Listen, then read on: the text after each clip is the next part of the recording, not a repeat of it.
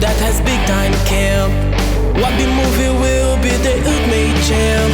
You might think you're crazy, might think they're diseased, but they're watching all their child to find the best of beasts. We rate each movie in 5 categories, none of which are objective quality.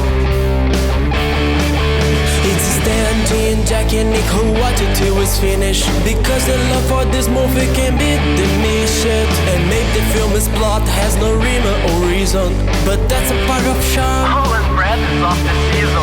It's low budget film that is much true.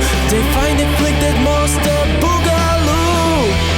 Kung Fu Electric Boogaloo. Kung Fu Electric Boogaloo. Kung Fu Electric Boogaloo. Kung Fu Electric Boogaloo.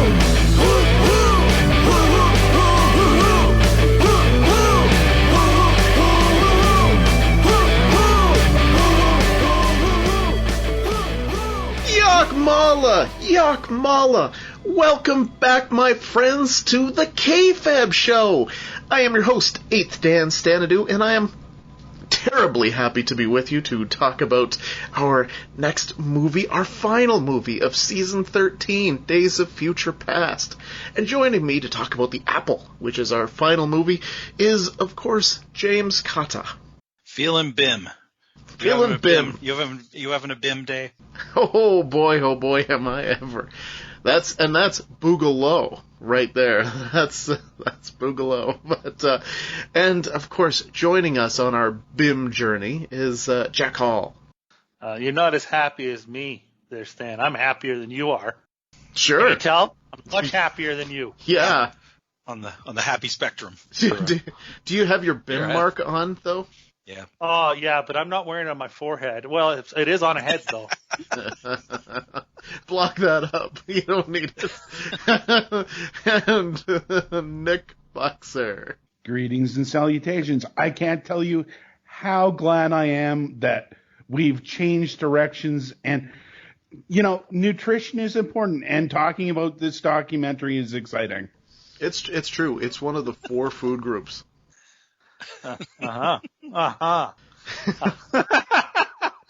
It's the apple. It's the apple. But so we're so close. We are so close. And an apple a day keeps everyone away. Yeah. This apple would absolutely do that. Yes. I'm expecting our longest podcast in history. I'm expecting 50% of that to be Nick trying to explain this. Yes. All right. So wait. Jim, bless you. Jim, season concept is what? Yes, Jim, do that first. Oh, yes. The season concept is that this is Days of Future Past. Many films over film history have come out where they have they've set the movie in the future. They've tried to, some are predictive and some are just merely set in the future. But now in the heady days of 2020, we have passed so many of those films, because, this seems like the distant future. And actually, if you look out the window, most of them came true. So these are films that when they came out, they took place in the future, but the year that they took place has now passed. This one was 1994 is when it took place. Obviously. Do we just want to go straight into the synopsis? Oh yes. Oh yeah, for sure. Oh yeah. All right. So, and then the synopsis right into what the fuck moment.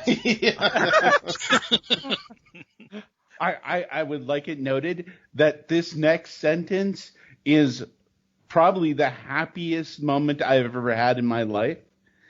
I've wanted to say this so bad. Okay. In the far future of 1994, where disco rules the earth.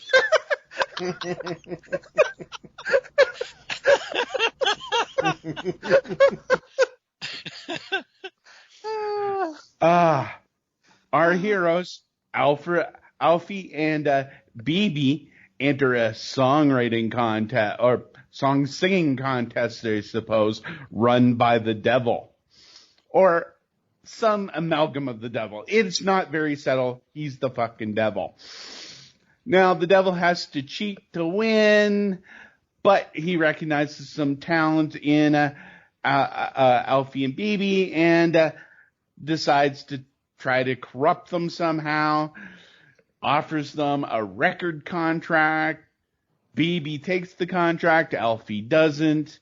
Bibi descends into a musical world of sin and debauchery, which makes it sound a lot more entertaining than it actually is. Alphie does not sign the contract, and he has no luck whatsoever. He can't make any headway in the world. They're separated, but they're in love, and they try to get together, but they're kept apart. Alphie is beaten up. There's a song. Alphie finally sort of gives up and goes. Well, there's a bunch of songs. Alphie goes, because he can't make any money, goes to live with some hippies under a bridge. Bibi finally gets tired of the sin of debauchery and riches and leaves to go find him. And just by chance luck, they meet up. They live under a bridge for a while. God shows up, frees them, and the devil is sad. He did an incredibly well job. Yeah, I mean, honestly, there's not actually a whole lot to talk about after that, because that is the story completely. You know? There's lots to talk about. I feel like in some ways, like, is this what film? If you were to say to somebody said to you, I've heard of this Canon film group. I've never seen any of their movies. Give me one film to watch. What would you guys pick? Would this be it, or would it be something else? It would absolutely not be this, because this, this does not say canon at all. This is the outlier for the entirety of canon. I disagree, but I don't know. I might pick this because this film is representative of every reason why canon was doomed to fail from the beginning. Well, no, and I get that. Like, I mean, this, there's so much wrong with this movie. It's not even funny. But I think the thing is that when you talk about just like the outsider of what is canon, it's an action movie. But this is like canon wanting to be so much more. And like, to that person afterwards, it's just like, okay, so you want to know why canon failed? The apple. Because they made a $5 million movie about disco like 2 years after disco was over. Yeah. Although, we poo-poo their prediction that disco would rule in 1994. If you put this movie about 10 to 15 years after, it does look like a Lady Gaga show. Yes. So it all came around. Yeah, it's actually a $10 million movie. Is it really? Yeah, $10 million in 1980. I'm not sure what that would translate to. Probably about $25 million is my guess.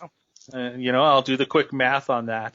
I don't know. I feel like this is I feel like you can't talk about this film without talking about canon films, and you can't talk about canon films without talking about canon films is one of four. In the 80s, there's that VHS era, of these. It was kind of the golden age, that VHS era of these low budget films, and it's these, and what was the other one? Blue Moon was Trauma and I guess Full Moon, yeah. Full Moon, yeah, Full Moon, Trauma, and New World. Sorry, that would be the Roger Corman, and Canon were like the four, and each four had completely different personalities and philosophies. Yeah. And Canon was really the guys who wanted to. They were probably the most ambitious. They wanted to be like Miramax or New Line Cinema. They didn't want to stay a small studio like the others did, or independent. They wanted to break through to be one of these big ones. And they were convinced this movie was the most mainstream thing they had ever made. To the point where when it was shown at the Montreal Film Festival in its first screening, and they handed out the soundtrack to people, and halfway through people were booing at the movie and throwing the records at the screen and ruining the screen, rather than watch the movie. Oh yeah, well, because if I was in a theater trying to watch this, I wouldn't be very happy. Well, now you would, because now people dress up and dance and sing and talk to the film like Rocky Horror Picture Show. But yeah, Mannheim, was it Mannheim Golan? Golan. Yeah, Mannheim Golan. Golan. Yeah, apparently he left this and was like, he kept on repeating apparently to himself, I can't be wrong about this film. I can't be wrong about this film. He was going to jump off the ledge of his hotel room and kill himself until his partner came in and stopped him. Like after this film, like it's fascinating how like those guys were nuts. The two documentaries on them, the Wild Untrue or the Wild True Story, what is it called? Like the Wild True, what are they two? The Wild Untold Story of Canon Films is one of them, and Go-Go Boys Inside Story of Canon Films. That's the one they made about themselves. Yeah. Like they're amazing, and this film it's an experience. Well, in such a weird time, like I definitely think action film as the first thing for Canon. But the movies on the other side of this, I'm looking at the Canon release schedule here from the list of Canon group films on Wiki, and it's The Great Skycopter Rescue is on one side, is October 1980. This is November 1980, and then New Year's Evil is December 1980. and then it's about a year until Enter the Ninja comes out. So it is, even then, it was out of step with the kinds of movies that they were making. No. If somebody told me the same group made Rhinestone and this movie, I'd believe them immediately. Yeah, I mean, Break-In goes more with what this is. But I mean, anything Chuck Norris is what I like. I just equate Chuck Norris and the Canon logo. Anything. Well, I mean, that's it. I mean, the Canon. Like I think the difference between them and those other studios we talk about is they didn't have a game plan. It changed depending all the time, depending on what they figured could break them in. So, I mean, that's why they tried to bring in they brought in Chuck Norris and then they brought in Stallone and made such classics like Cobra and Over the Top, and oh my God. How have we not done Over the Top? They got Superman going, and they tried to do Spider-Man and they did He-Man just a little bit. They did little bit, yeah. They did Superman, Quest for Peace. They did, tried to do Spider-Man. Of course, they thought Spider-Man was was more like a werewolf. That he became a human spider. They didn't. The problem is these guys had no talent. They were vicious businessmen and they were incredibly motivated, but they had no actual talent. And it's so obvious in this film. Like But yeah, I mean, these guys were constantly trying to, they wanted to break in and be big. But the problem is that the concept was, like you said, like October, November, December, like that's it. They were putting out a movie all the time. There's really 3 reasons I think Canon failed, right? Maybe 4? I mean, what are the reasons? Like they were obviously stretched too thin. And if they had a big budget movie, if one of the other movies, because they're producing so many, failed, they had to cut from the budget from that bigger budget one. That was always hurting them, and a lack of talent. I mean, basically, and that era of filmmaking just had a limited shelf life. Like that really, once the video store market started streamlining to the blockbusters and the big chains, you stopped having all of those mom and pop ones who had to have one of everything. So. Yeah, everything just started to narrow, and as you said, like they were just overextended. The two of them ran everything. Oh yeah, they were hands on with everything. So there's a limit. There's just a human limit at that. And they weren't adaptable like Troma. No, and didn't brand themselves as well as Troma with like Tromettes and Tromaville and things like that, right? So it's I mean, Roger Corman was happy. He wanted to make movies that were entertaining but cheap. But he was like, let's just not make them bad. They don't have to be great, just as long as they're entertaining. And Charles Band, and they were trying to make those movies they were trying to, arcade Robo-Jocks and Demonic Toys and Dollman. Like they were trying to make as best the movies they could with small budgets. And Troma was like probably the most artistic and also the most sleaziest. The most outrageous, but the most lovable with its characters and its head. And then Canon just was like all over the map. I think that, the big thing that Troma did was that they made the story of Troma films is about trauma. And Canon was of the other school of making it about the stars. So when Chuck Norris went off to do other things, they had just put all their resources into making Chuck Norris a star instead of Canon a star. Yeah. Yeah. And that never happened with Troma. No, exactly. That was never a problem for them. They were proud to be independent. They weren't trying to become anything more like Cannon was. Yeah, I mean, Cannon got Stallone 3 years after he does Rambo 2 and is, at like 2 years after he does Rambo 2 or something like that, 2-3 years after, when he's at a creative lull. They just happen to get him. Like, I don't know, man. But this film is like, it's almost impossible to describe. Like, you can tell the story, but you cannot talk about. You have to watch it.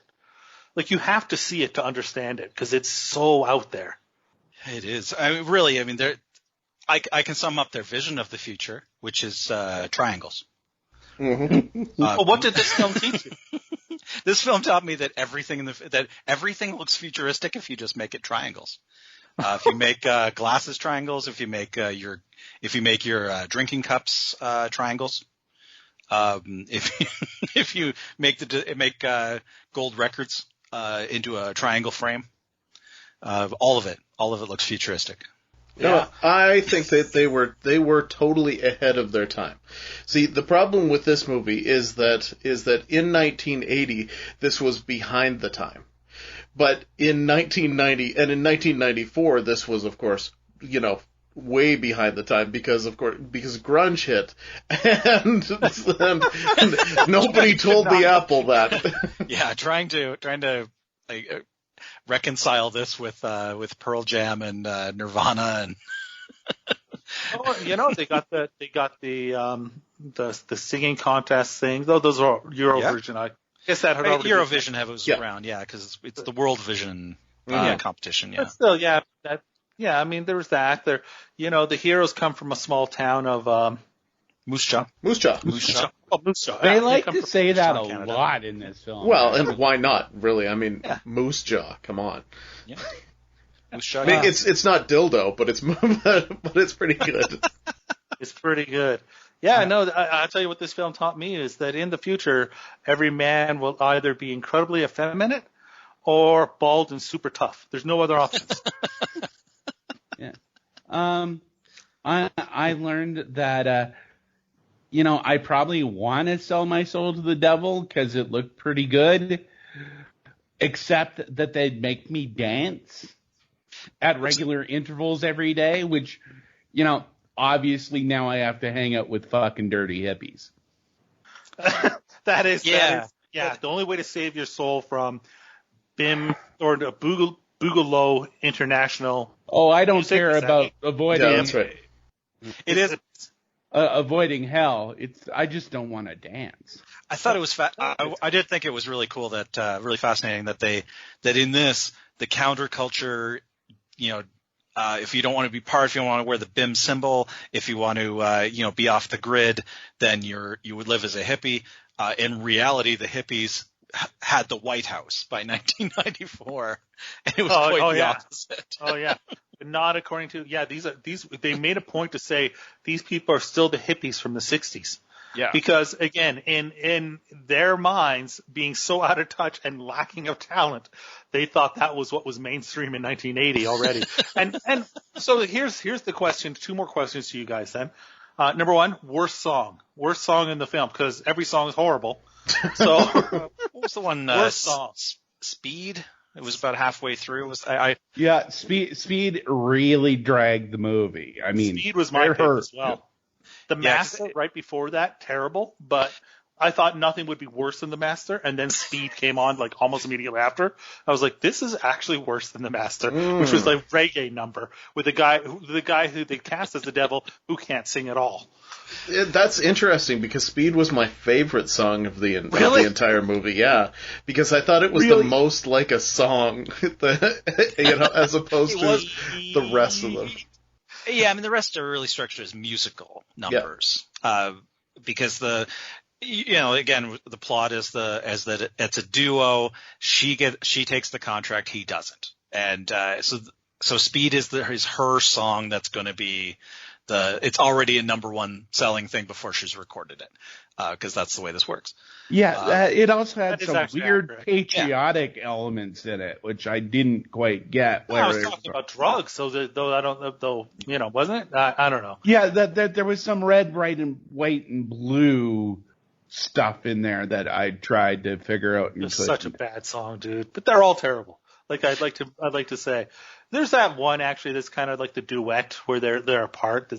That's like could have fit into a musical. That I suppose as a musical isn't bad. But, Yeah. Okay. So the other question then is worst choreography.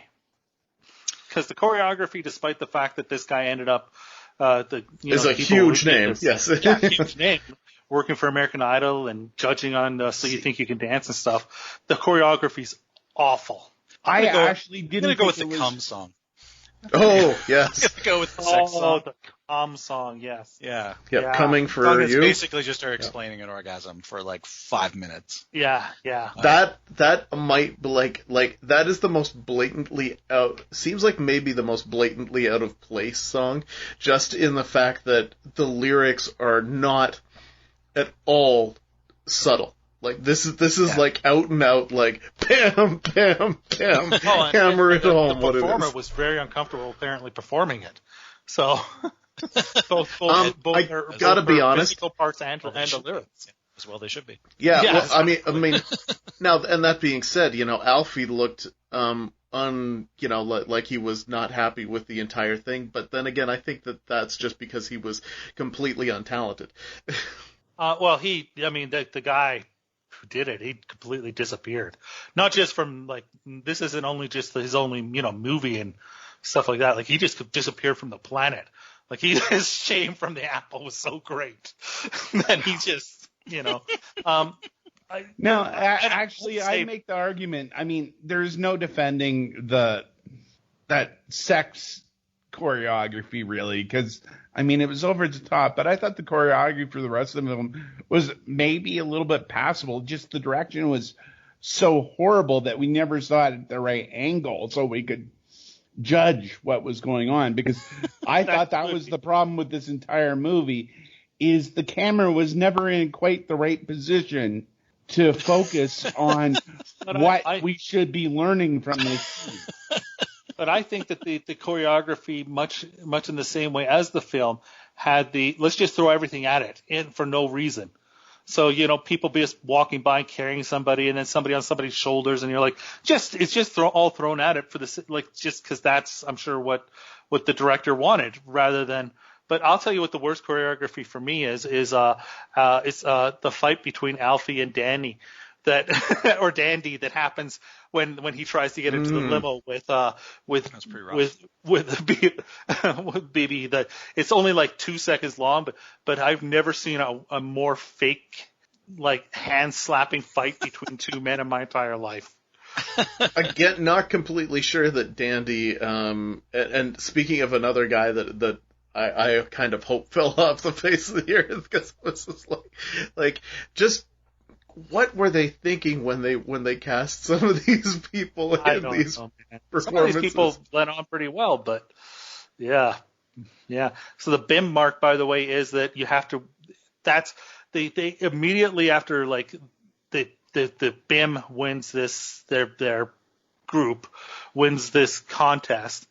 They decide to market things, and they say to the guy, "Come up with something." And he goes, "I'll come up with. How about T-shirts?" I'm like, "Well, try and be more inventive." So 10 minutes later, he's created a pinball machine, and BIM drinks, and then this BIM mark, which it actually becomes law because BIM is so powerful, led by Mr. Boogalow, and yes, that was his name, though 50% of the time it was pronounced ooh. You have to wear that symbol, and it's just like a sticker. That you put on your forehead or whatever, and everybody has to wear it, and it looks so stupid, and it's wonderful. You're right, because the outfits didn't look stupid. In the defense of the BIM mark, that marketing director didn't have a lot of time to change over his earring idea to the BIM mark. Yeah, I mean, it is pretty tough to pivot from an earring to something that won't, sentence you to Hippieville. Because if that guy didn't come up with something, he was toast. That's true. That's true. He would have wound up as a bartender, then. Yes. Yeah, that's it, right? Yeah. Yeah, he'll take anybody. The devil will take anybody. And it was the actor's idea that the devil in this movie would only have one horn. He thought that'd be cool. It was. I liked it, actually.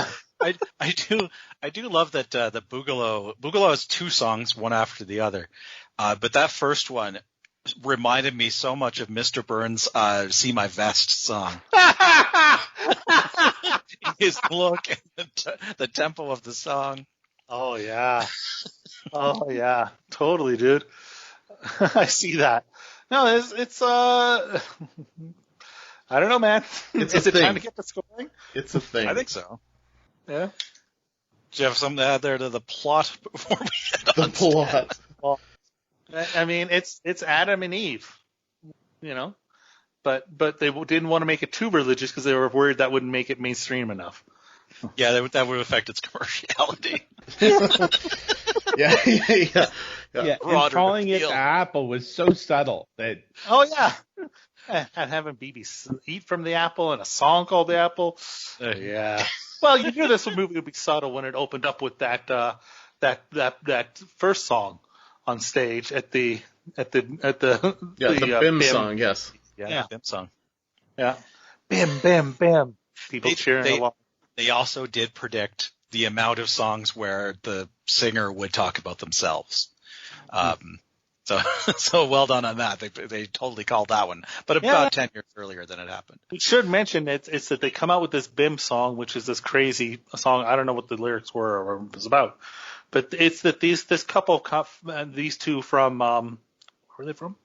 Moose Jaw. Moose Jaw. That's it. Thank you. These two from Moose Jaw just come out with a guitar and sing a love song, which in 1994 will be out of date to have a love song. The two of them just, like, hey, they were right. Yeah. Yeah. So, yeah. But in fact, they were about to win before they get sabotaged, and that sets off the whole chain of events. They just weren't wearing enough plaid is the problem. Yeah. Yeah, no, and they had the bell bottoms because in 1994 that fashion wouldn't change. Well, at least not if you're from. That was back by then, yeah. Yeah, no, but if you're from where were they from again? Moose Jaw. Are you doing a bit? I was trying to that's what they did. That's what they did at the beginning of the movie. If you watch the movie, he forgot the devil forgot where they were from every time he was about to say it. Nice. All right. This is our search for the ultimate B movie, and in the search for the ultimate B movie, we rate each film in 5 categories. None of those categories are objective quality. The first one's called schlock appeal, and we start with Stan.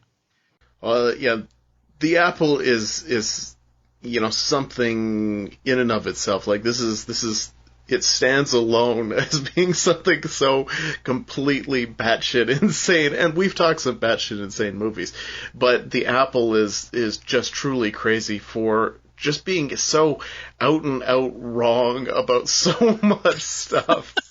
And it's just bombastic and over the top. And yes, it's so schlocky in that way. The problem is, it's really hard to watch because the musical numbers are all so god-awful that as you're trying to watch it, and it's just like, oh, please, don't start singing again. No, I don't want you to do that. So I'm actually only going to go with a 6. Yeah, just because what this movie is, you want to go high, but really, and this is going to be my lowest number, I think, in any category. This is a prestige picture that had no good ideas. Everything failed. Description, yeah. Accurate, yeah. So, I mean, what if Chicago just had the worst ideas ever? Does that make it schlocky? I don't think so. Just for the sheer incompetence, I'll give it a 4, but I don't see the schlock. Oh, I disagree. I think any movie that is this over the top and where people dress up as the characters and sing along and gets that Rocky Horror Picture Show type of following like this does, it's because of the only reason you can be entertained watching this movie. If you watch it as a movie, you're screwed. If you watch it as a schlock fest, specifically in a group with other people, which is how this is best meant to be watched, you're going to be highly entertained. See, that implies intent, and I don't see the intent. They did not intend you to watch this movie in a group and make fun of it. But they did not intend that. But they intended to make something mainstream. But they're so incredibly incompetent that instead they made something schlock when they meant to make something mainstream. But the way that you said it made it sound like the way it was intended was to be watched like this. Well, no, but it's the best way for it to be watched. It is now. So I got a 9. 9, all right. I'm also high. I think that I think it's a gloss musical, and I think you've read the box. If you read the back of this VHS, it'd sound like date night is what it would sound like, and then you would get this. I've got an 8 on this category. More heart than budget. So that would be the equivalent of about $33 million today. It's quite a lot. But about how much heart though? How much heart compared to that budget? Yeah, exactly. And about 10% of this budget was on stuff that never ended up on screen that they shot that was so bad they couldn't use, which I'll get into more later. Can't wait. You know, for me, and again, this is one of those hard cases because like I have no question that Golan thought that he was making his Citizen Kane, you know, in this regard. But the problem is when you talk about that incompetence and you talk about blowing $10 million on shit that just absolutely makes no sense, then I look at that and I'm like, well, does that give it more heart? Or does that just mean that you threw $10 million away on a movie that doesn't have any heart? The argument is, did he think just by spending money he would make a good film? And I don't think that's the case. This movie was going to be made for $4 million. He just kept on going over to investors and traveling across Europe until he kept coming back with more money because he was able to sell it because they were brilliant at selling things. That's what they did. They were, that type of thing. So I don't think you can say, though, that he just thought, hey, if I have enough money, I'll be able to make a good movie. The problem is, to me, the movie that he made, it costs a lot of money and appears to have absolutely no heart whatsoever. 5. Wow. No, the director on this, he also owned the company. He pressed hard on the gas. It went through the floor. And I truly believe that he believed in this movie even once he saw the finished product. This is his Citizen Kane. If you asked him before anyone else saw it, is this a good movie? He would have said the best film ever. Mm-hmm. I got to applaud that. I have to take a couple points off because I don't believe everyone in the movie believed that. But, this guy's faith and belief puts it pretty high up there. I'm giving it a 7. I'm going even one higher. I'm going an 8. Pretty much though, you nailed it. This is like, oh yeah, everybody else thought the script was terrible, but and the people that originally was planned as a stage play and by some people who wrote it in Israel, and then he told them he'd make it into a movie when it was too expensive to produce as a film, or to produce as a stage play over there, and then he kept making changes, but he's making changes to make it better. He's convinced everything he did was to make it better, and yes, it's just that the man has absolutely no talent as a filmmaker whatsoever. But it's not that he didn't try. Like I say, he said, I'll repeat, he said, I can't be so wrong about this film. I just can't be, and was going to commit suicide that people didn't like it. That's how much it meant to him. So Jack, I got an 8. Jack, you've shamed me. I lost heart right before, due to Stan's score. I had 8 written down. I said 7. I'd like to bump it up. I think as you're right. I think you're right that Golan's great skill was in sales, sales and marketing rather than filmmaking. But the great film Ed Wood ends with Ed Wood walking out of the theater when Plan 9 is playing, and he's like, "This is the great film I've made, and this is what I'll be remembered for." And I think that's how Golan went into that festival. He's thinking the festival is starting on the long road toward the Oscars. Oh yeah, he's getting it. He's thinking Oscars, and he's got it in Cannes and everything. He's, Yeah, he thinks this is Sgt. Pepper's or Hair or like one of the great like 70s musicals. So I do think that not all the actors may have shared that view. So I'm not going to give it a perfect score, but I'll give it a 9. All right, forward your mail. What the fuck moments? I didn't actually think there was any, so I'm just going to give it a 1. Fair enough. It all makes internal. It's all internally consistent. Yeah, exactly. There's so much internal. Like I don't have there's so much in this that at a certain point, I think you just get what the fuck overload, and so you've kind of they just start slipping past you very easily. Like there's some things like right off the bat, I just noticed you see the vehicles and the motorcycles like nowadays, everything was sleek, and apparently back in 1994 the goal was to make it even boxier than it was in the 50s, which is quite amazing, like that they really did not see the future at all.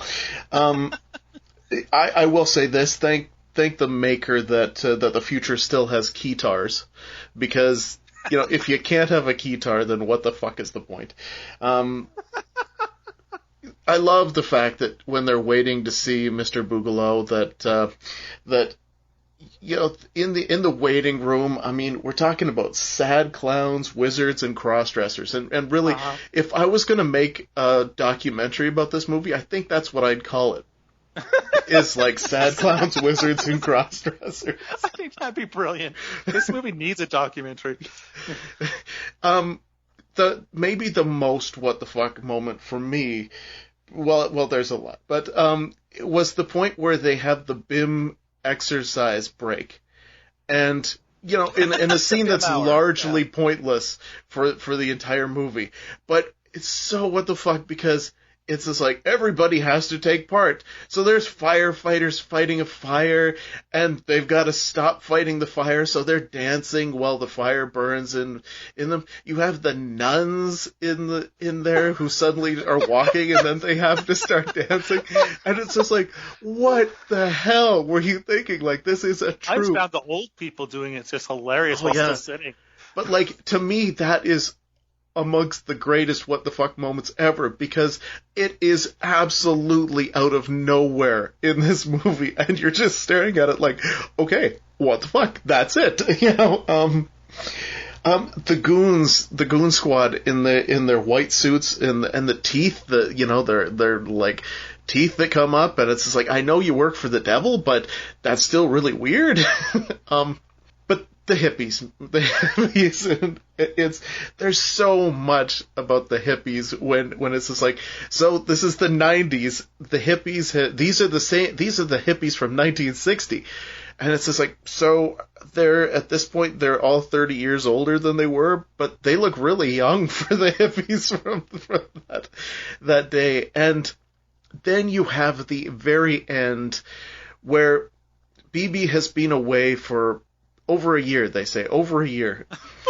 And so Alphie has a beard. Okay, that's great. I was so confused when I saw him as a beard, because we had just seen him. Yes. So you assume it's like a week later. Yes. And then he's got a beard, much longer hair. And then they've got a kid that looks like he's about 4 years old. Exactly. Apparently. Yes.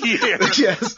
This kid she was 36 months pregnant. Yes. And they couldn't find her for a year, even though he found her in about 2 seconds.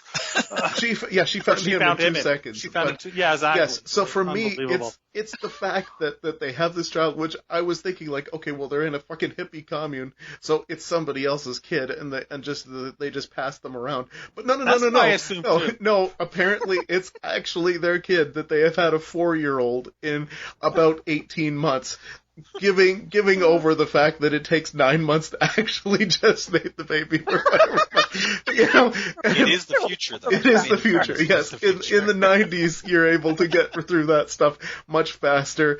Women everywhere, thank you, I'm sure. But yeah, so, and then Mr. Tops and off to the great Rolls Royce in the sky, where we're going to start a land that won't have you, Mr. Bim. And it's just like, Mr. Boogalow, and it's just like, but you can't have a world without me. Well, we're gonna try. It's like, oh.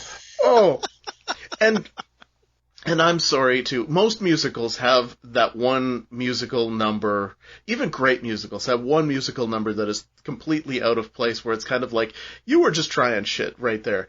But in this case, the Apple song, like the entire thing, that song and musical number just might as well have been plunked. It was plunked in the middle, but it was like plunked there for like, why not? What the hell? We're gonna introduce the fact that he's the devil, and bingo, there you go. And we're gonna hammer the point home like they did with everything else. Hammer the point home. So I feel that way about The Master, because that song was a reggae song. Yes. In the middle for no reason. Yeah, they're all so out of it. So I mean, yeah, you can't not go with a 10. Yeah, I mean, it's tough to describe what's going on in this film. I mean, you might as well fault a musical for people stopping what they're doing and bursting into song. Everything in this movie is insane. But, I mean, I'm just going to point out some inconsistencies with the internal logic. Logic? Yeah. Well, you know, sometimes we see these people as humans, and then, you know, sometimes we get more of a dreamlike view. But the big bald thugs having those teeth throughout the entire movie, how come somebody doesn't stop and go, you know, there's a demon. Like, you're hanging out with demons. The rest of the movie, demons are only seen in, like, dream states, like when we do the Apple song. Having Mr. Tops, God, drive in with the Rolls Royce in the end, undercuts the anti-consumerism themes throughout the movie. I mean, it makes the entire movie. I think you should point out when you say drive in, you mean fly in. Because he comes in the clouds in the sky. If he drove in, it would have made a lot more sense. Yeah. But he flies in a white Rolls Royce in some of the worst special effects you've ever seen. There's such you mentioned the waiting room scene. I love that scene, but I think the theme of that scene was to intimidate Bibi and Alphie to, you know, they better sign because there's so much talent in the waiting room. Yet we're greeted by, I think it was a magician and the ugliest opera singer and Ballet 2000? Sad clowns, wizards, and cross-dressers. Yeah. That's what you had, man. Like, a lot of cross-dressers in this. Yes, there is. These people were not intimidating in the least. The choice to have, I mean, we have a couple scenes in there where I was trying to figure out, like, why are they making all the men women and the women men thing? Is there some sort of symbolism in here that I'm not getting? I don't think so. I think they were doing shit just to do shit. I'm gonna go 10, but there isn't I'm only gonna go 9 because there isn't that one where you go, oh my God, I can't believe this is happening. Because the world is already so freaking weird. It's only on 9. I don't know. It's an insane movie. Definitely worth watching though. Oh yeah, it's some experience. I have to say. I started at the beginning as soon as I finished it the first time. So, back. Well, I mean, you had to describe it, so you had to watch it 44 times. You know, Did anybody understand what was happening with Alfie as far as is like all of a sudden he would feel an earthquake, but nobody else would feel it, like or things like that. Like all of a sudden, I was like, does he have like at first I thought he had superpowers and he was revealing himself, and then he wasn't, and then it was just this some sort of dream sequence, and like none of that made any. Did anybody know what the hell was going on with? It happened a few times that Alfie's just he could see things that nobody else could for some reason. I mean, it was warning him of the danger. So. Yeah, why and how? Well, think about it. Vague, but think about it like this: he knew Mr. Tops was coming. That's true. So he knew Mr. Tops was coming. Had a direct line to God, basically. So and the hippie leader was played by the same actor who played Mr. Right. And in an alternate ending, the hippie leader just turns into Mr. Tops, which would have made more. But I don't think they thought that wasn't spectacular enough. Hence the wonderful special effects that we got for the Rolls-Royce entrance. That would have made more sense. Yeah, it would have made a lot more sense. I mean, it would have made more sense. But of course, that's not this movie. I'm going to actually hold back because I have trivia that may explain some more of the WTFs that I'm capable of, and I don't want to step all over him here. So I'm just going to hold back from giving any more and say I'm giving it a 9. It's a 10, but the fact that musicals, by their very nature, allow a WTF, because it's just completely strange that people will break into song out of nowhere. All musicals have a certain WTF quality so I'm going to drop it down 1 for being for the musical factor, creating some of the WTF. But yeah, 9. I think that there are choices outside of it being a musical that are so insane. The Boogalow's sidekick, is it Shake? Is that like the right hand man? Man might be a bit of a stretch. Yeah, that's Shake. Yes, in the movie. Yeah, he so he has weird makeup. He has multicolored teeth. With no great explanation, but later on in the film, everyone's having a cup of coffee first thing in the morning, and Shake is wearing the smallest bikini bottom, where he. And it was silver. I don't know my own anatomy as well as I know Shake's at this point. and if you you would were have thought he would have stopped. He's. I mean, If he you would have were- just taken a sock. Yeah, he's proud of the cocktail weenie there. There's the expression banana hammock, Yeah, but that would be more like a plantain hammock. yeah. There's when our lead Bibi tries to track down Alphie.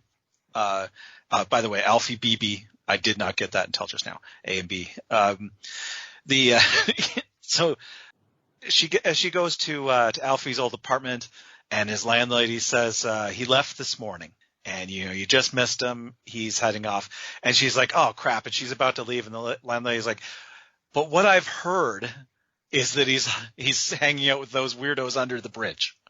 Yeah, and like, how'd you get rumors about this guy? Yeah, that's early this morning. He doesn't know anyone. And how did Bim not use that? Just go to her where he used to live and get that same information. Found her quickly. She gave it up to him. The landlady was. I mean, she was just tacked on. That was some weird character. Yeah, I love that Alfie sexually assaults her at one point. Oh yeah, gropes her. I had that and I Gropes her, forgot about it.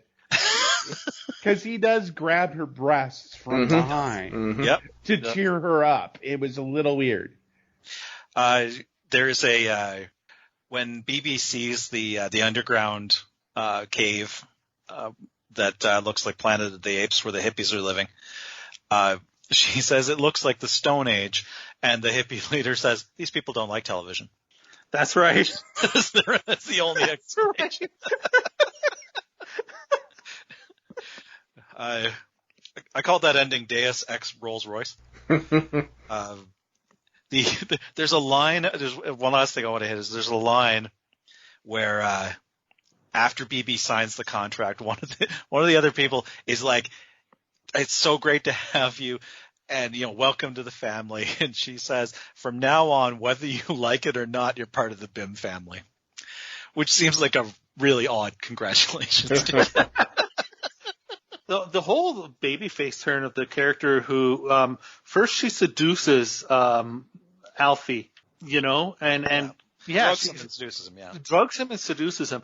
Then 2 minutes later, she's helping Bibi. Yeah. Right after having boned her boyfriend and keeping apart from him. That made no sense. Why the sudden change of heart? It just suddenly happened. Oh God, it's all flooding back. I mean, even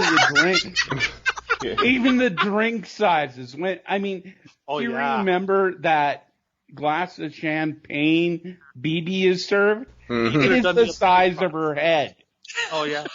You could put a watermelon in that champagne glass she served.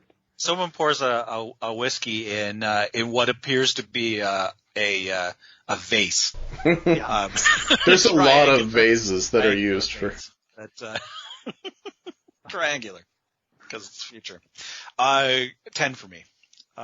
Memorable moments.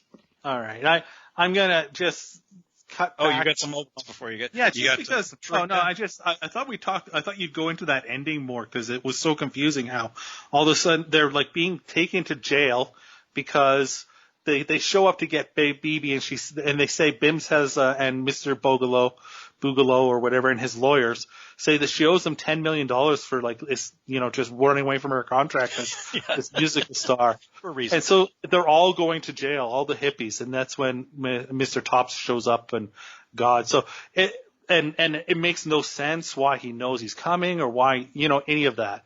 So what it was is they filmed the scene, we talk about Universal Melody is the song that the two of them are singing at the beginning in the contest.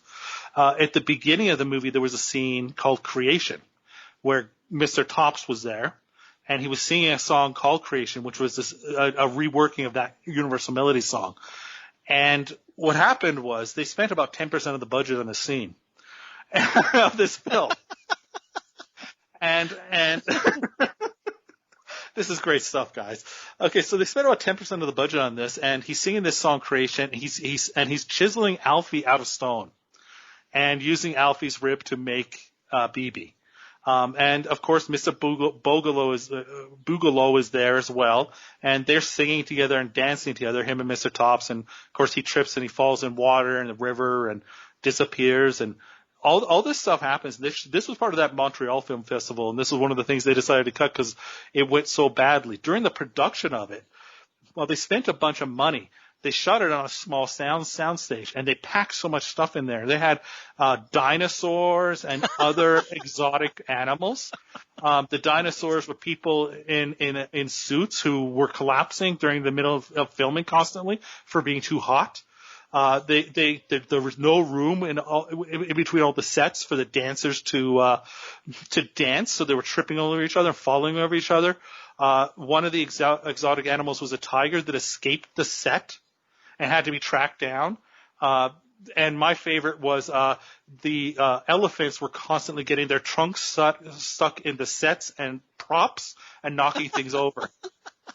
Amazing. So this thing was such a disaster. They put it in there originally, and it would have made the movie make more sense. But it's so terrible they had to take it out because it's just such an awful scene after spending all that money and shooting it for quite a long time. So, yeah, that's probably sums up this entire movie and the talent behind it, and Golem better than anything else. That's fantastic. Memorable moments. Stan. Mm-hmm. There is no question that I am never going to forget this experience. I'm not suggesting that it's a good experience that I'm remembering, but I'm not going to forget it.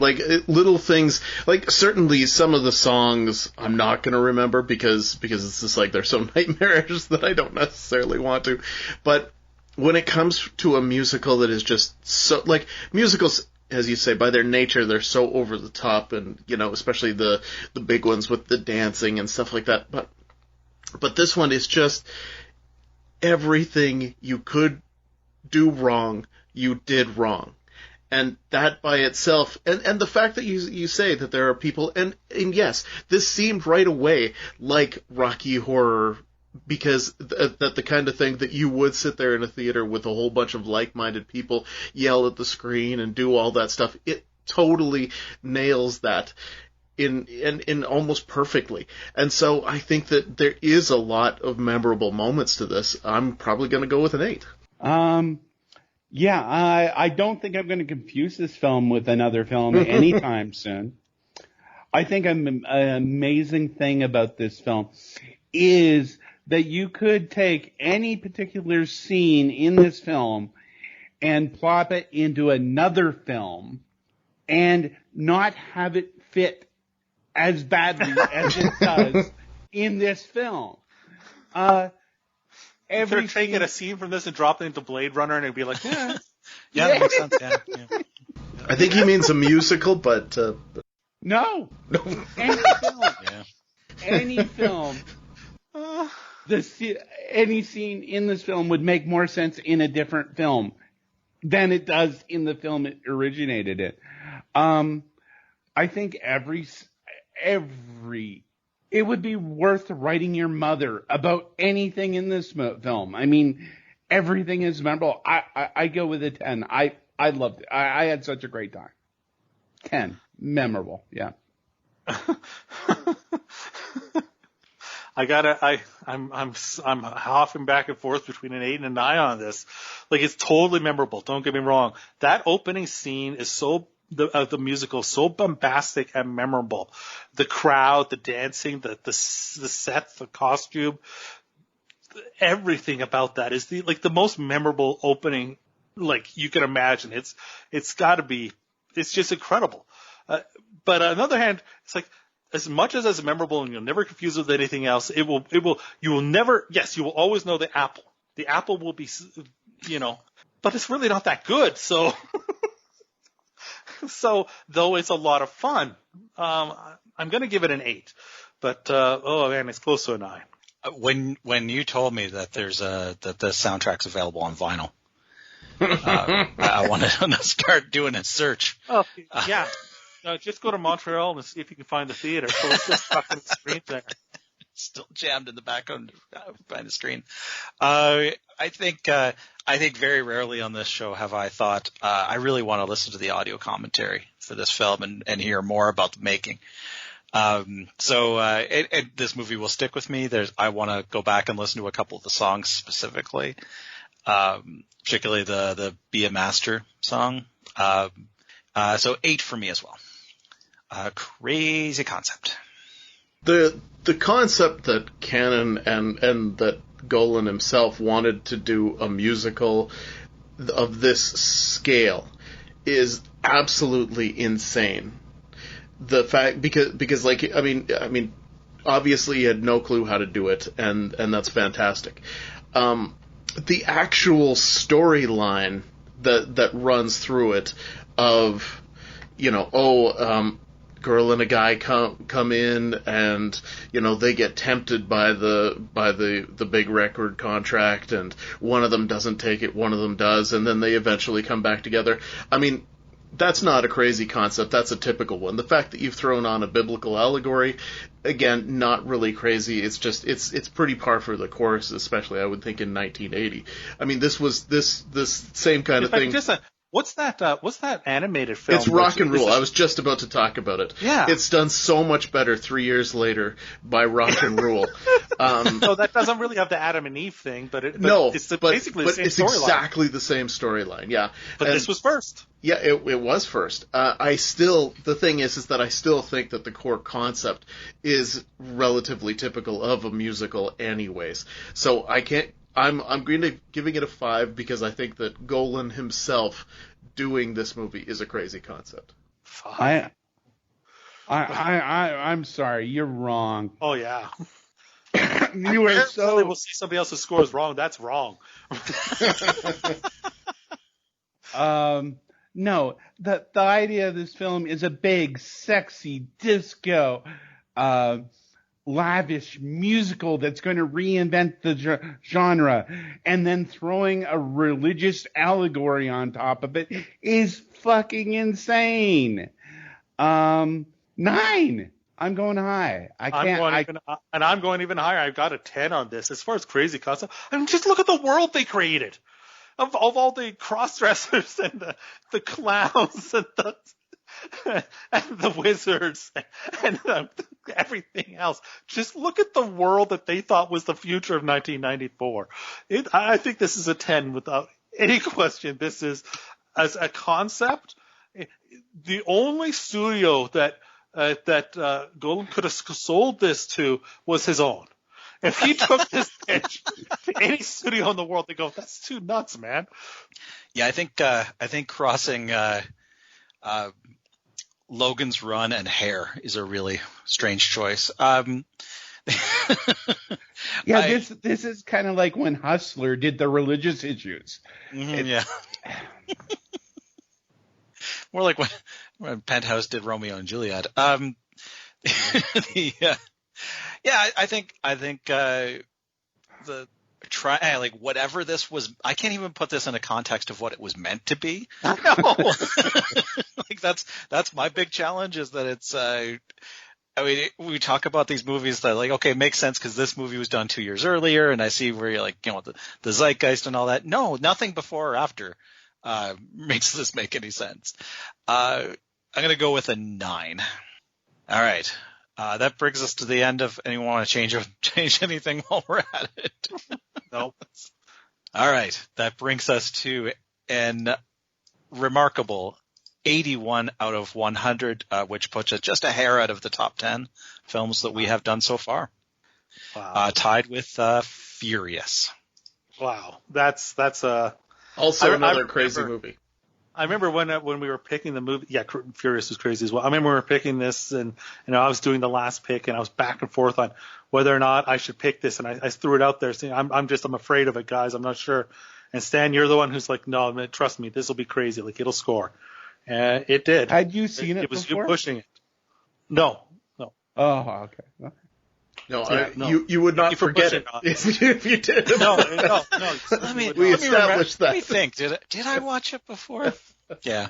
I was afraid of it. I was afraid of it because of actually one of those documentaries. I think the Wild Untrue Story or whatever it was. Yeah, it was intimidating going into this one. Well, for sure. yeah, and I think that's the thing about even our next season is, like, there's a concern that this type of movie and don't get me wrong, like unlike Nick, I didn't actually enjoy watching this movie, but the thing is that when you watch a movie like this, it can be really not enjoyable and really not Boogalow, and this was at least really Boogalow. Did you Or take bungalow. the right kind of Or drugs bungalow. before you watched it?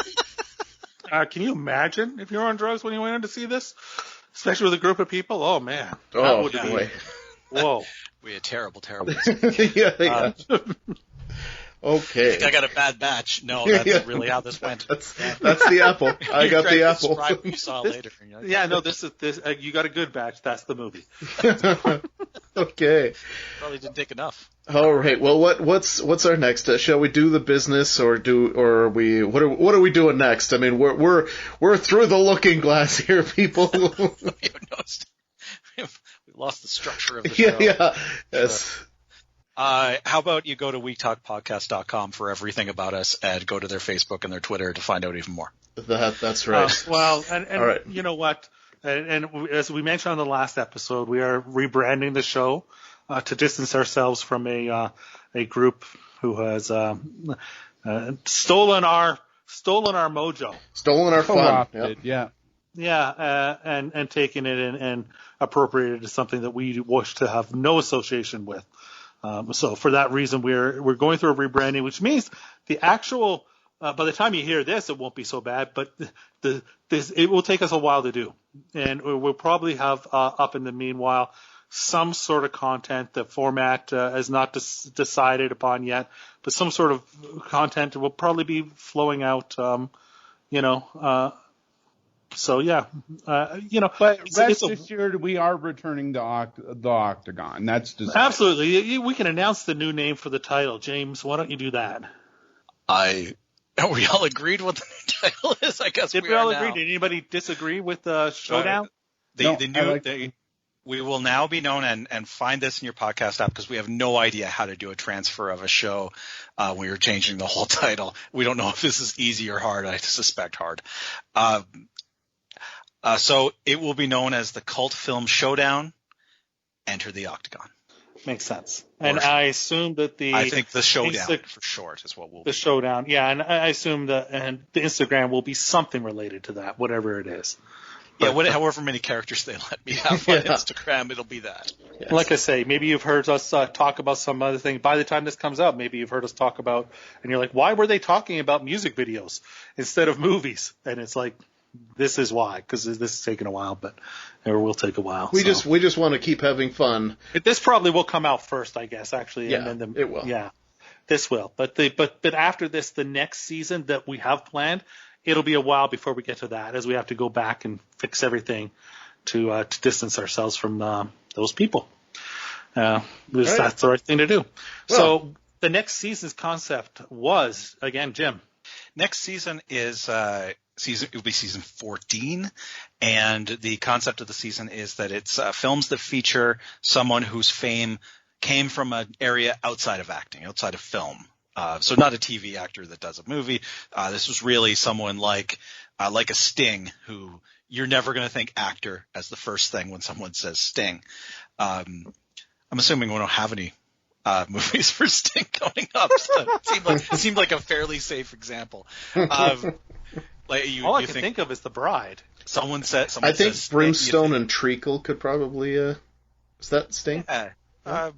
That's Sting. Yeah. So if someone says Sting, you're obviously going to think of music. If someone says O.J. Simpson, you're going to think of murderer. They're famous for something besides the film part of their career. I would have gone Elvis Presley music, but O.J. Simpson and murder seems like that is what he's most famous for at this point. It's no longer football. The title of the season, 85 Minutes of Fame. A play, of course, on Warhol's classic 15 Minutes of Fame. And we're hoping these movies only go for 85 minutes. But well, and that's interesting, because one of the movies that I really wanted to choose, I looked at and realized that it clocked in at 124 minutes, and I was just like, oh, I don't know about that. Long, I think? Yeah. It almost never makes for a truly good experience when you're talking about the kind of movies that we want. Yeah, the kind of girls we go with. Yeah, that's right. Yeah. All right, generate. All right, we're all ready. I need a piece of note paper here so I can keep track of who said what. What can you us know? And Nick. Here's the interesting thing, though. In Brimstone and Treacle, Sting felt that his character was the devil. Oh, interesting. So, only 72 minutes as well. Oh, wow. It's starting at a 1 out of 100 before it does anything else. That's better off than some films are. All right. And Jimmerate. Starts with Stan. Oh, damn. All right. Well, I've wanted this movie in the show for quite a while. And I knew that eventually it was going to find its way into there. It is starring John Michael Thor, and I mean he took a few forays into acting, but I'm not sure quite what he's known best for, whether it's bending an iron rod or music or anything like that. Videos will be talked about, I'm sure. or being the god of thunder. Or just being the god of thunder. But Rock and Roll Nightmare is the movie that I am entering. Great choice. Rock and Roll Nightmare. All right. Great choice. And Jim Rate. It's me. All right. Well, I had as usual, I had a film that I had an eye on before I pitched this idea. And definitely this person's never going to have been known for acting. The only acting role that he did was playing himself in a movie that critics agree he was not convincing in. There had been a biopic of him. He was unhappy with how that went and felt that he would star in a movie as himself, and then he'd be able to slam dunk it. The film is 1977's Viva Knievel. Evil Knievel as himself. I was scared you were gonna pick private parts with Howard Stern. I'm like, no, people said he played himself pretty well. The supporting cast in this is incredible. Gene Kelly, Dabney Coleman, Leslie Nielsen, Red Buttons, Lauren Hutton, and Cameron Mitchell. Awesome. Viva Knievel. So it's also one of our modifiers, a +1 for Cameron Mitchell, isn't it? Just should be. Time. I love that guy. It's funny you thought it was a different movie. I thought it was a different movie as well. I was going with Can't Stop the Music. Bruce Jenner's only starring role. Yeah, see, Can't Stop the Music is the one that I avoided because it clocks in at 124 minutes. Oh my gosh. It's the story of the Village People. Make no doubt, it has all sorts of people in it that I want to see, but it's so long. All right, well, let's talk. We've still got 6 more movies, so let's not give away. Yeah, that's right. You never know. Farm here. You never know what can happen here. And Jimmerate.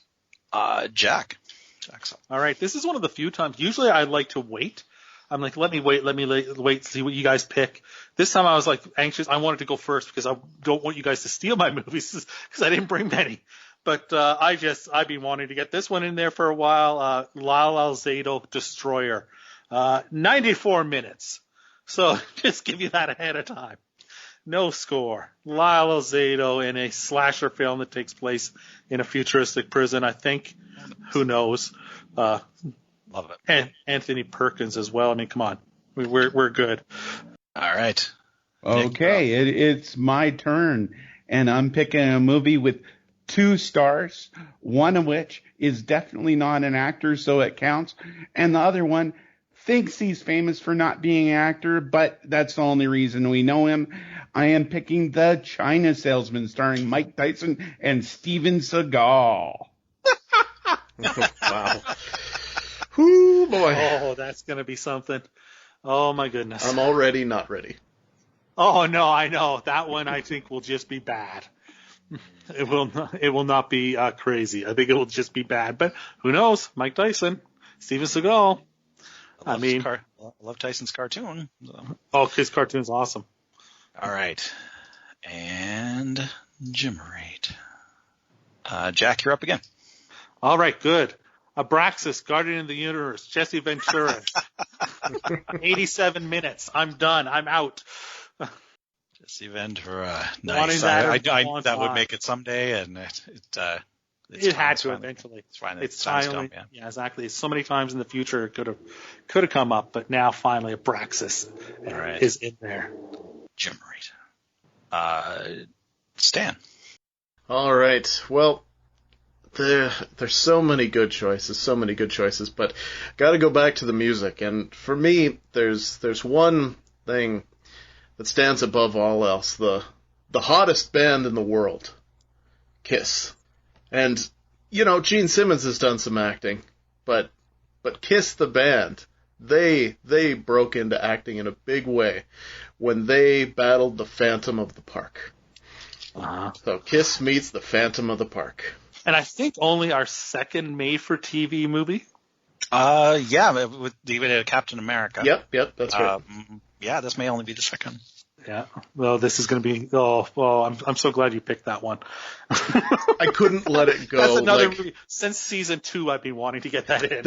I rattled it around, and I actually said to my wife, Lacey, that I said, there is Kiss Meets the Phantom of the Park, but do we know it too well? Is it gonna rate? Is it gonna do well in the showdown? Because we're all gonna be familiar with it. That's always a risky area, but I'm glad you chose that, Stan. And what did you say your wife's name was? Lacey under Alcata. Oh, where's she from? Moose Jaw. Good, you got it. I was scared throwing it out there. You wouldn't get it, but you got it. All right, I'm up next. So Nick, you're doing cleanup. I struggled so much with the second film. I had a lot. There were two different Wynorski films that almost made it. I was trying to decide if Tracy Lords counted or not. So She's famous for film, but not these types of films. yeah, exactly. That's what was on the edge. But she did a lot of movies overall. Like even she did. I think somewhat still. I think respectable. actress is still going to be. There's a film that football great John Matusak, who fantastic acting roles, but was a football player. But there's another star in this film that is definitely not thought of as an actor first. This is a movie that has almost no English language dialogue. But the rest of the dialogue, not in a foreign language, it will be in a made-up language.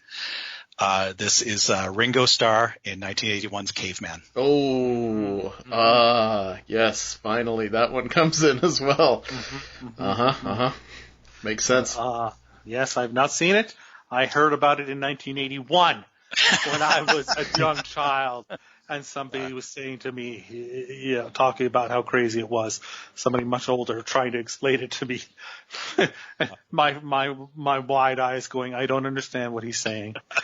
So now we may come back to, we may have that again. Nick, wrap it up. Alrighty, my last pick. I'm picking mostly because I like saying this guy's name. He was mostly famous for not being a football star, I think. And of course, that is the Boz. We are going to take a journey into Stone Cold. I so knew it. We were thinking you would pick that. We were hoping you would pick that. We know you've been wanting to pick that since the show, before the show began. I'm so glad you got that in there. That movie is that canon? It feels like a canon. I don't know. Might be a little late for canon. Yeah. See, this is one of those seasons where I knew for a fact that we could be really mean to each other or we could be good to each other. Because like, I was super close to picking Cool as Ice. You know, that just... Oh my God. From Justin to Kelly stayed in the mix for quite a while for me. Yeah. I mean, Double Team, we were actually messaging about Dennis Rodman, so I mean, I thought Double Team could come up. This would have been a great place for a Shaquille O'Neal movie, of course. Because I know it would score well, but I also know that Nick would probably have a aversion to it before it even started. It's completely Boogaloo, and the one that it's completely Bungalow. I mean, Bungalow, yes. The one I really wanted, but I just couldn't find a decent copy was the TV movie cut of The Highwayman, starring the guy who is famous for saying "oi, oi, oi." Oh man, I also tried to find that. I also tried to find one of his films. Jacko from the Energizer commercials. He has a later one that I almost went with, but it was still a really lousy copy. There was one on. It was on Prime under a different title. But it looked really like shot on VHS quality. It was not great. Yeah, that was one of the first things that came to mind was Jacko, and he did 2 or 3 films. Wow, that's unbelievable. I actually looked at him a couple of seasons ago when we did the One Shit Wonder, but he had made 3 films, I think, so he didn't fall under it. Mm-hmm. Yeah, I also considered Free Jack for Mick Jagger's wonderful performance there. Runaway starring Gene Simmons that came up, but I just watched didn't feel he was in it enough. I didn't feel he was in it. I don't think it's crazy. It would not score at all. Yeah. Like it's mostly just bad. Although it does have Tom Selleck. So did anyone else research Bigfoot? Because I really wanted to get the monster truck in there, but it turns out he doesn't have a full length movie. Oh, nice. Rob Schneider's starring role in The Animal, his love interest was a cast member from Survivor. So that was in the mix for me. Also, one of the other stars of Survivor was in Wynorski's Komodo versus Cobra. which is on Tubi, and so that one was in the mix for a while for me too. I think we managed pretty well with this season overall, and not trying to be terrible to each other. No, I did not pick Firestorm. I thought about it. Oh, Howie Long, yeah. I certainly considered that one myself. But I just didn't think it was going to be Boogalow enough. Bungalow that enough, was yes. actually like a legitimate attempt at film. Mm-hmm. Yeah, it's terrible. Yeah. Yes. Okay. Well, I think we have killed ourselves enough with this. So why don't we say goodbye for now to everybody, and when we'll see them again as the We'll Cult see Film them in Showdown. the showdown. That's right. We'll see them in the showdown. The We will Octagon. all- We'll still all be coming back and re-entering the Octagon, so you don't have to worry about that. Yeah, and like I said, probably have a little bit of fun stuff for you in between just to keep you happy. All right. So for Jim and for Jack and for Nick, I am your host, 8th Dan Stanadu, and thank you for listening to the K-Film.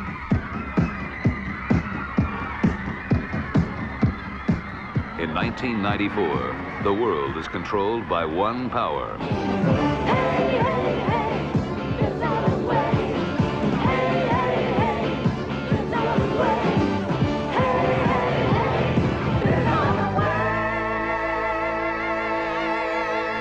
The apple is success. There ain't no pride. There ain't no shame. There ain't no sympathy. There ain't no blame. There ain't no pleasure. There ain't The no apple pain. brings you everything. What about happiness? Child of love, show me. Tell me. I wanted to release Bibi from a contract. Cheers. Where is she? I stand alone. I stand alone. Cry for me. The apple is the temptation. Taste it, taste it. The apple is the experience. Take the apple. Whoa! Praise the apple. Whoa! Yeah, yeah, yeah, yeah.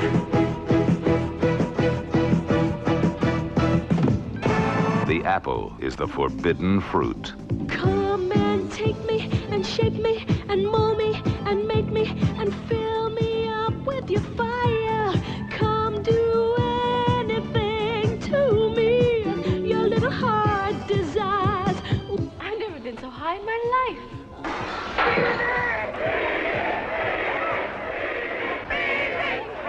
Bibi, I must see you. I gotta talk to you. The apple takes your soul. New York out to LA, everybody does it her way. Popping power by the hour. Speed, I can feel the earth start quaking when America starts shaking. Popping power by the hour. Speed, speed. Now, a special experience in movie-going entertainment. The